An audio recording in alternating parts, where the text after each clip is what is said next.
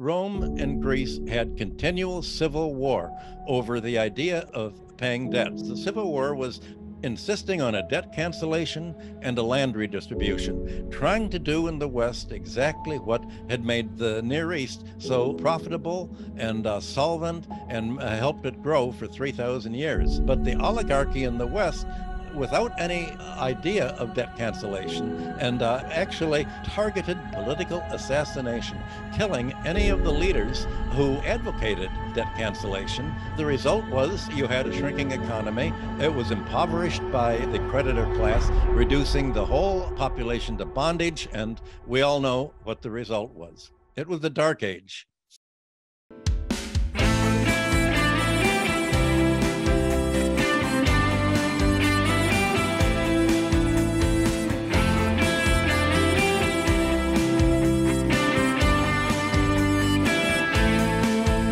In the ancient Near East, from Sumer to Babylonia, when any new ruler took the throne, the first thing they would do would be to proclaim a clean slate.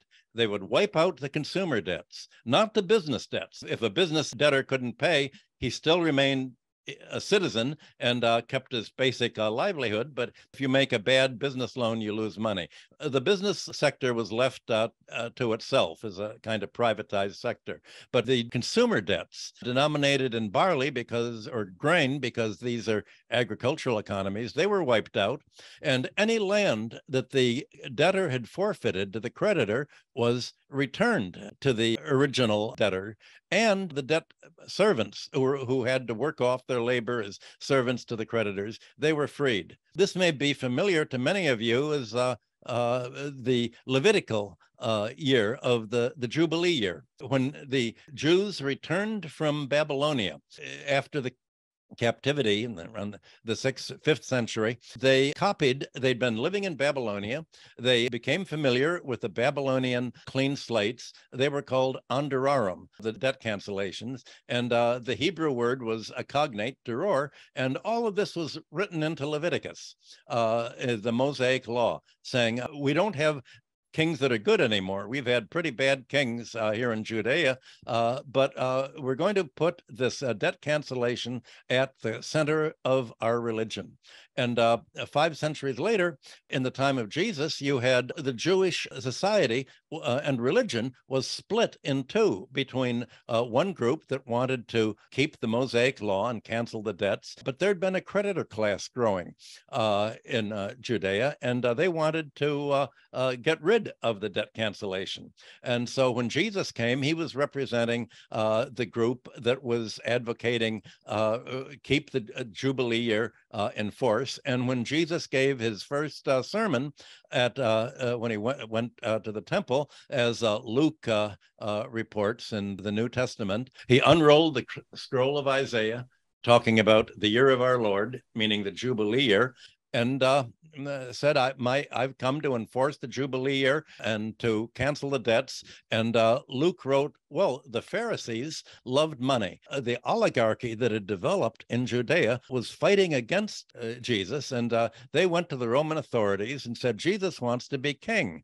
And the Romans hated the idea of kingship, because what did the kings do in every country? The role of kings outside of Western civilization was to cancel the debts. And Rome and Greece made Western civilization different from everything that went before. They adopted around the 8th century BC the practice of charging interest. The West had been financially backward until about 750 BC. Finally, traders from Syria and Phoenicia came and introduced the practice of interest-bearing debt, and Italy and Greece adopted interest-bearing debt, but without the debt cancellations, because in Rome in 509 BC, the oligarchy overthrew the kings and took over, and there was left no one able to cancel the debts. Same thing in Greece. The early people called tyrants,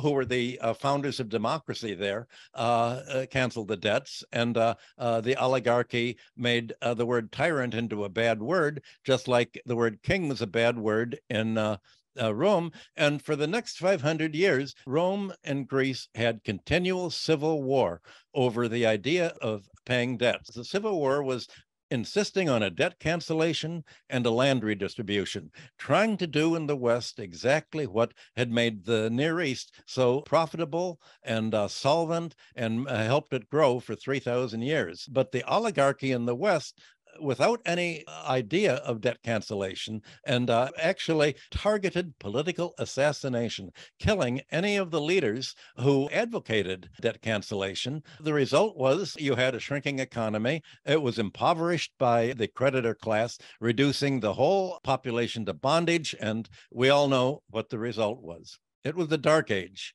So a new kind of economic warfare has been created in the West. And you can now fast forward to today. You have the creditor countries trying to do to the global South essentially what they did, what the Romans did to their population. In other words, impose austerity.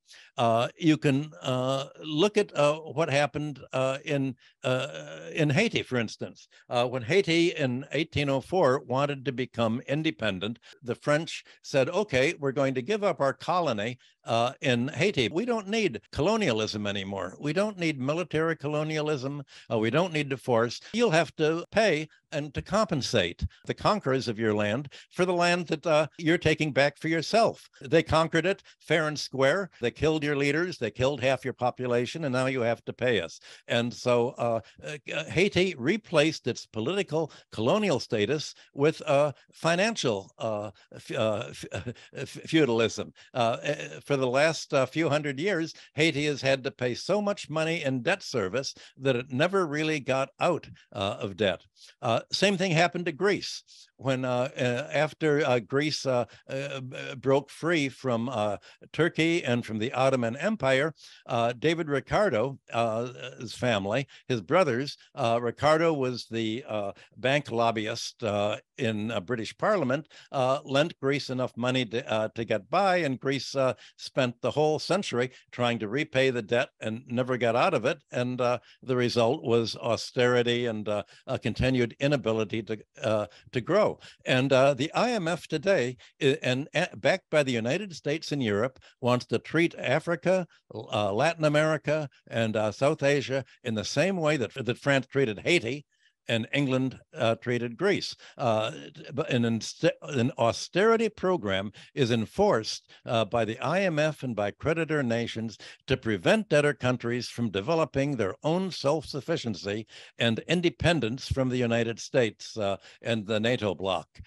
So instead of colonialism in the old European form, we now have financial colonialism. And this is it's an economic war, not a military war, unless countries will support somebody like Fidel Castro, in which case the United States tries to assassinate them. The program of the United States is we have the right to assassinate and remove any government that does not agree to pay its debts to us. So in effect, there's already a new Cold War on, and President Biden has announced that that's what the war in Ukraine is the opening act of. It's a war to prevent Russia, China, and Asia from developing enough independence and from spreading the idea of economic independence and socialism and a mixed economy with a strong government to other countries to get free of the financial colonialism that has been created.